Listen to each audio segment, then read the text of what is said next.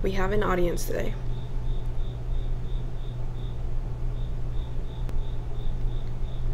The day you guys are watching this, or the day I upload this video, is the day before September 1st. You know, September equals fall and spooky stories, and it's cooling down, and I get to wear my sweaters without feeling like I'm literally dying. Let's just get right into it.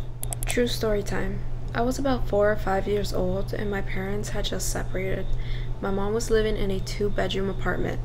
I had my own room, but I preferred to sleep in her bed whenever I was staying with her.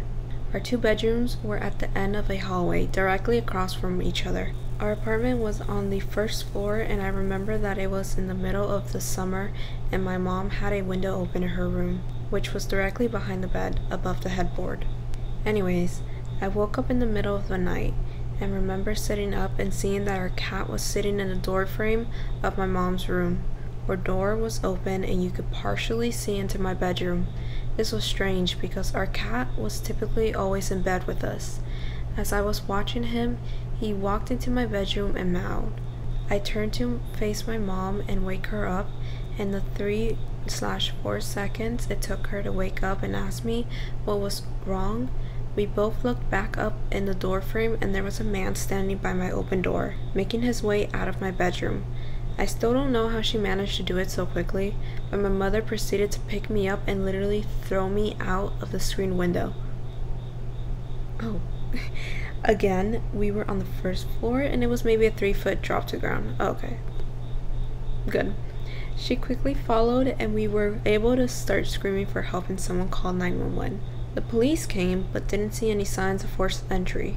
Only that our front door was unlocked, which led them to believe the man must have exited that way. The strange thing was that my mom swore up and down that she had locked the door that night with the deadbolt and chain lock. About a week later, she was cleaning the kitchen and opened up our water heater closet and found a notebook with names and drawings, as well as a pair of gloves and some gum wrappers. The police were called again, but all they could do was speculate that the man had been in our house and hid until we were asleep. I always had that fear. Like, what if somebody was living in my roof? What if somebody was living in a closet and we never knew? That's so creepy to think about. I'm gonna have trouble sleeping tonight. I'm gonna do this for myself.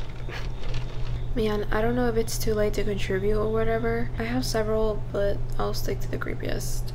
I'd been living in this apartment for a little under a year with my family. My mom and her husband, little sister, and stepsister. I was sharing a room with my sister at the time, and during the weekends, my stepsister would be at her mom's. A little bit of a layout, my stepsister's bedroom was directly in front of ours, and in the middle was a bathroom we all shared. This was all along a small hallway, maybe 5 to 10 feet, and we had some small paintings hung up.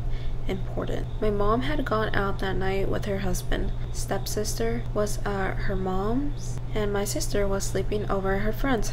So I was alone besides our cat, who was always with me in the room. We had experienced loads of activity before and were so used to it, we just managed to ignore it. Even my stepsister, who wasn't really into the supernatural, said she saw some weird shit going on and felt watched often. We all did. I was in my room with the door closed, chilling on my bed, when I heard a loud thud smack the door. Immediately, I'm on high alert, very freaked out. I get up and find the courage to open the door and see nothing. I look down and see a painting on the wall, right at my feet. So, home alone, and you're telling me something grabbed this painting off the wall and threw it full force at my door? I kicked it away and closed the door. No thank you. First of all, I wouldn't have even opened the door. I would have just cried and called somebody. My best friends. I would have been in the group chat like, guys, you would never believe what just happened to me. I just experienced the most horrifying, horrific thing in my life. Somebody come over now. I've told this story on Reddit before, so it might sound familiar to some. It's not as spooky as some of the other stories here, but it's the best I got. When I lived with my parents and worked in retail, I had an early morning shift. I started at 6 a.m. and would be home by 12 p.m. Since both my parents worked and my sister was still in high school, I would usually have the house to myself. I came home from work to the empty house as usual and plopped my ass down for my post-work shit. I did not just read that. I would do this with the door open since nobody was home. Reasonable, I guess.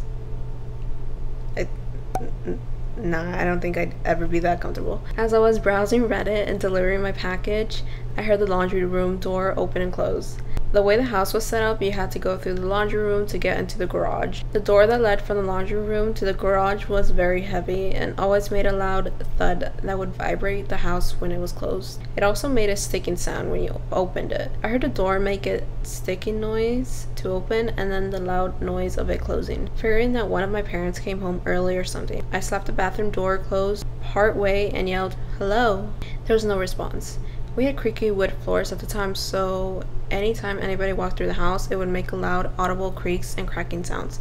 I heard the wood creaking and groaning as someone walked a few feet into the living room, and then the sound stopped. I did notice, however, that there was no sound of shoes on the floor, just the creaking. I figured either my mom or dad walked over the carpeted area in the living room where you couldn't hear footsteps and sat on the couch. I yelled out again, to no response. I finished and left the bathroom to go greet whoever it was there. Nobody was there. That's when I started getting a bad feeling. It was literally impossible to walk across the floor without someone hearing it. I would know. I learned this by trying to sneak out many times in high school. You couldn't hide that noise if you wanted to, and especially not if you had just come home from work and didn't have a reason to be sneaking around. I would have 100% heard someone walk out of the living room and into another bedroom or the kitchen. I checked everywhere. The kitchen, my bedroom, and my sister's bedroom.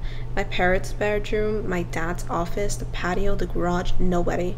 There wasn't a single soul in sight. The door leading from the laundry room to the garage was unlocked, but we always left it unlocked. Theoretically, someone could have broken in, heard me yell, and then left through the same door, but there was no physical way to close the door silently or muffle their steps as they left the house. The garage door was closed, and the door on the side of the garage was also locked, so they wouldn't have been able to leave through there. I called both my parents just to be safe, and neither of them said they had been to the house since they left that morning. They were both miles and miles away from home. This made me feel very uneasy, and I snuck off to my room to try and forget the whole incident. I told them what happened when they got home, and they agreed that it sounded weird, but there was no signs of forced entry or anything stolen, so we couldn't do anything about it. I had a few other creepy incidents in the house over the 21 years that I lived there, but this is one that stood out. The story requires a brief setup. This happened in 1997, the summer going into 8th grade. My mom's friend, Amy, unfortunately experienced both of her parents passing away months apart from each other. Amy started going through her parents' house once they both passed and was giving away items, throwing stuff away, etc. She came across her father's old piano organ and asked my mom if we wanted it. My mom agreed to take it, as she had taken piano lessons as a kid and thought it might be fun for us to have this little organ sitting in our basement. So one summer day, mid-morning, I was sitting in my brother's room looking at basketball cards with him. He was 4 years older than me. My mom was sleeping on the couch in the living room. She was an overnight ER nurse and would often sleep during the better part of the morning.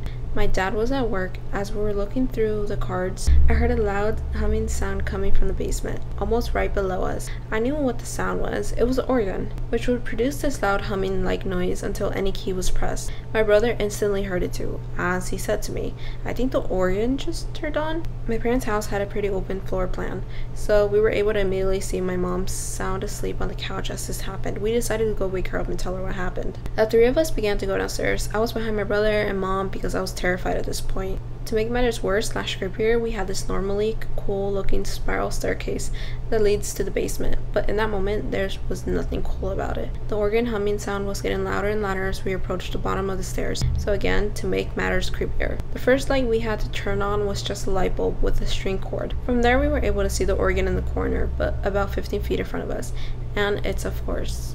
Now here's the part where I lose everybody when I tell this story, but oh well. The old wooden chair was pulled out from underneath it. Now for whatever reason, we had some old Halloween decorations around and underneath the organ. Again, unfinished basement equals no rhyme or reason to some of the layout, storage, etc. The chair was pulled out, and resting horizontally on the chair was one of those 3-foot cardboard skeletons that hung on a door or window with the movable joints. Its arms was positioned in a way where it was resting on the on/off switch of the organ. I should point out that this organ switch was sort of difficult to flip on or off. Needless to say, a piece of cardboard could not fall onto it and flip it one way or another. In addition to that, the skeleton was always underneath the organ, so it couldn't have fallen from anywhere and landed in that position. I'm freaked out at this point. We turned it off, unplugged it, and put everything back. Went upstairs.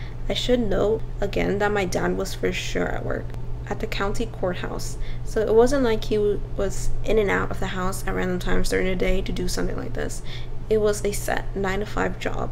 and neither of my parents or brother were or have ever been any types of pranksters.